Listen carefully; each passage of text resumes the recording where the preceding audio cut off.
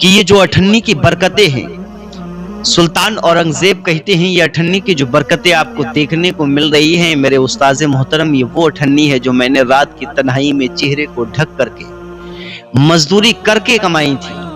उस अठन्नी की बरकतें आपको मिल रही हैं। मेरी कमाई का यही वाहिद एक हिस्सा था मेरे पास जो मैंने आपको दिया था। कुर्बान जाओ औरंगजेब को कुरूर और जालिम बादशाह जो लोग बता रहे, नौजवान मुस्लिम जो औरंगजेब की छवि को सुनकर के औरंगजेब के नाम लेने से कतरा रहे हैं, उनको चाहिए कि वो गौर व फिक्र करें। जो बादशाह इतनी जमीन और इतनी बड़ी सल्तनत का मालिक, वो रात के अंदर दूसरों के घरों पे छप्पर छाएगा, अठन्नी कमाएगा।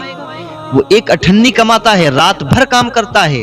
और सुनो, हजरत औरंगजेब आलमगीर अलैहिर्रहमा की कहानी सुन रहे हो, सुनो, ये वो सुल्तान गुजरा है जिसने वसीयत में ये कहा था कि मेरे इंतकाल के बाद मेरी मैयत को, मेरे जनाजे को शान और शौकत के साथ लेकर के मत जाना, शाही अंदाज में इसको मत निकालना।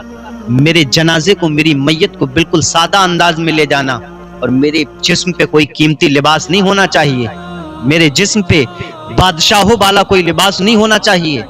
बल्कि हजरत औरंगजेब ने फरमाया कि मेरी कमाई का जो हिस्सा है, हजरत औरंगजेब टोपियां बुनते थे, कुरान लिखते थे, और उससे जो पैसे आते थे उन पैसों से अपना खर्च चलाते थे। जब ये काम नहीं होता तो कभी कभी मजदूरी कर लिया करते।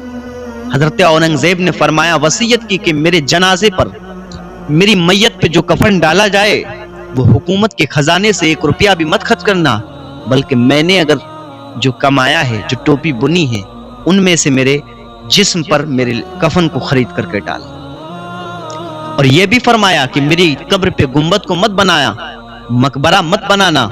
आज भी औरंगजेब की खुल्दाबाद के अंदर, औरंगाबाद से तकरीबन 15 किलोमीटर दूरी पर खुल्दाबाद के करीब, खुल्दाबाद के अंदर मजार मुबारक है, खुले आसमान के नीचे बड़े सुल्तान, 10 दहाइयों 5 दहाइयों तक हुकूमत करने वाले सुल्तान का अगर आप देखेंगे तो एक कब्र के अंदर जिस्म मौजूद है, खुला आसमान है, कब्र के ऊपर सिर्फ आज भी एक सस्ता और मद्दा सफेद कपड़ा पड़ा है।